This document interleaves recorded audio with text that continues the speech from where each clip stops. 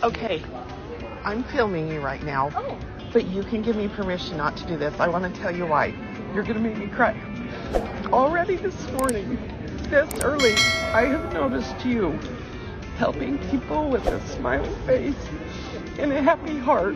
And then I heard you come over here behind me and offer candies to some young kids.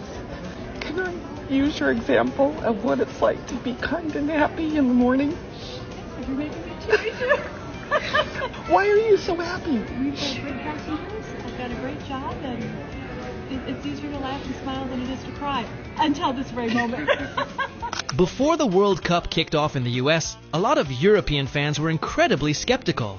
If you look at their media back home, the narrative is often that Americans don't care about soccer, the culture is too different, or that it's just not the right place for the tournament.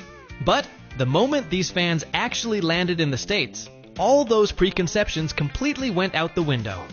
Instead of a cold reception, they were hit with massive culture shock over how genuinely welcoming and hospitable people actually are. Even the Iranians actually have been made welcome because this is about people, not about nations fighting each other. Today's experience fun. If you see one of our volunteers.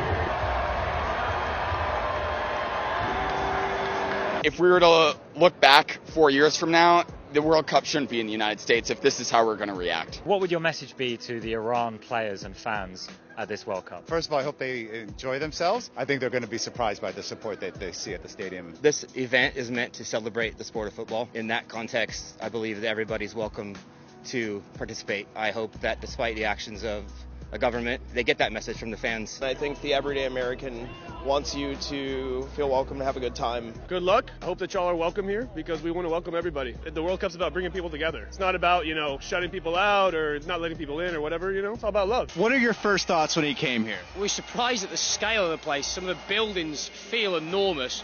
And not only just wide, but tall as well. And you're walking around like, wow, everywhere is just enormous. Skyscrapers. A German fan is brought to tears not because Germany was eliminated from the World Cup, but because of how he was treated in America. I fall in love with this country, and this was so emotional.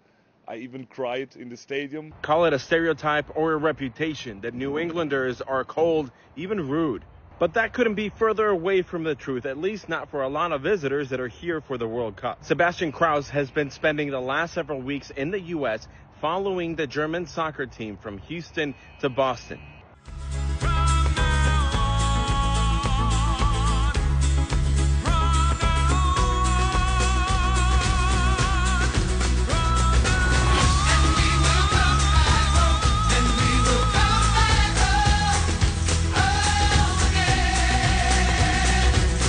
I'm just convinced that all Europeans are the type of people that have to learn a lesson the hard way.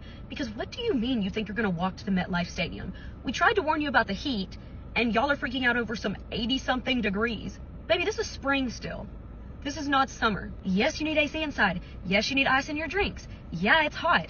If you think that 86 degrees is a problem for us when some Americans set their temperature inside to that, you've lost your mind. And then you think you're going to walk 6 miles from wherever you're staying to the stadium for this World Cup game.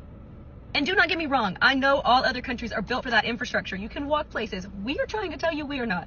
So here I am at Atlanta Stadium. It's just coming up to 10 a.m. here. I am sweating so much. There's like a heat advisory here in Atlanta, and I cannot wait to get over this threshold and into the stadium. Oh, I can feel it already. This is the dream. Air-conditioned stadiums. This is the one. Oh, I can feel myself cooling down already. It's like being in a fridge. Glorious, glorious.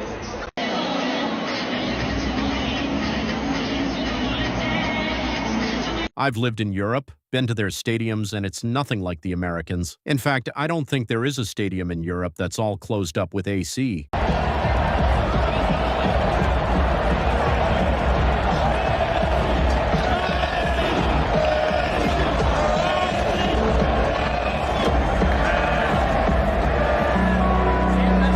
2026 World Cup has officially turned into a massive, heartwarming culture shock as over 1 million European fans discover the realities of American life. Down in Boston, the legendary Tartan Army didn't just drain the Sam Adams tap room. they pushed Hennessy's bar to generate sales that completely destroyed their typical St. Patrick's Day records, before running out of alcohol entirely. The vibe is so infectious that a local Boston cop in a bulletproof vest went viral for casually doing keepy-uppies with traveling supporters in City Hall Plaza. Meanwhile, a massive contingent of Norwegian fans brought their iconic Viking Row celebration straight to a New York Mets game at Citi Field.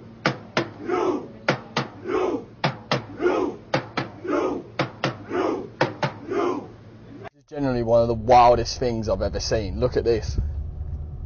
It's a self-driving car, mate. What? Honestly thought they only had these in Japan or something. This is insane, bro. Look. This is mental. Do they have these all across America? And if so, let me know in the comments. Hey, I'm an American! I'm an American! Hey, but I'm also Moroccan!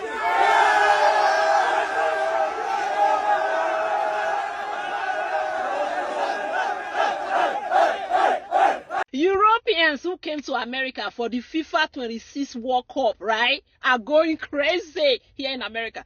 People who came to visit America for the FIFA 26 World Cup are going crazy by the things they are saying. They are amazed by the big places, by the things they see in the shops. They are like, what is going on in America? I never get to see this in my life. Yes, America is a hidden treasure. Foreign fans are experiencing a sort of culture shock in the States.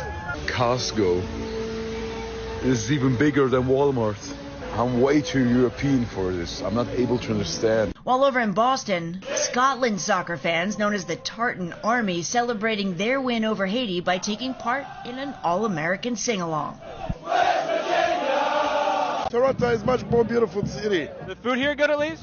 Too heavy. Boy, your portion is too big, too much fast food and everything. From Europe, we eat more efficient. Toronto was a better organization and better country for the soccer. Have you ever tried ranch, bruv? You've never tried ranch? I can't believe it. I'm going to smuggle it home with me. I ordered one pancake. That's one pancake. This is one pancake? Yeah, welcome to America. Oh my god. Oh my god. Where's this been all my life? Oh my god. First time trying ranch. Ooh, I'm about to get fat. World Cup fans are coming to America, and a lot of them are reacting to the food first. The portions are huge, the flavors are bold, and a normal meal here can feel way bigger than expected. I'm not sure about this. So quiet.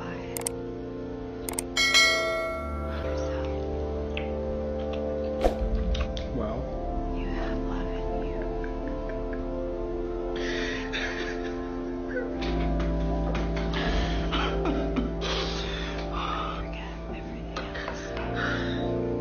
Here I am, sir.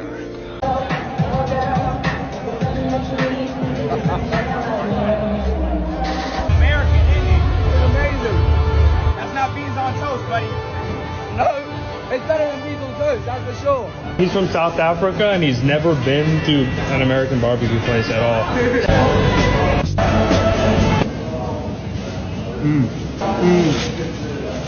Oh, go. Oh, bullocks, that's good. That sucked them. God damn, that sucked, yeah. That breast. Fans visiting the U.S. for the 2026 FIFA World Cup are going absolutely viral for their hilarious, shocked, and overwhelmingly positive reactions to American food and dining culture. Social media platforms are flooded with global storytellers discovering that everyday American fixtures feel like an exotic spectacle. I think what they call flavor.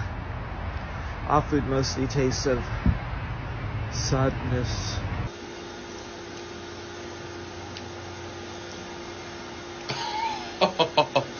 Okay, there are so many international folks visiting California for the World Cup, and what's crazy is hearing their reaction to the national parks out here in California. Holy shit. Fucking hell. That is the exact reaction we should all be having to protecting these public lands, these national monuments, these parks. Excuse me.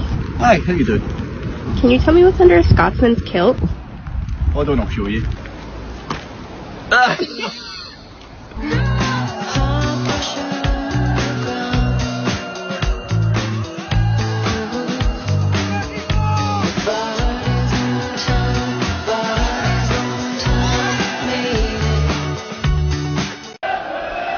Cheers, big man.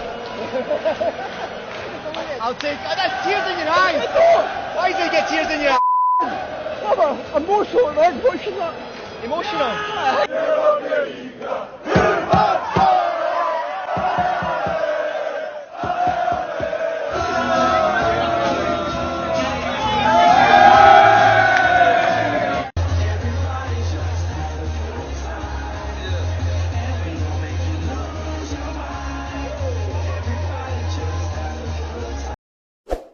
Subscribe and like for the exclusive access of We're All Foreigners.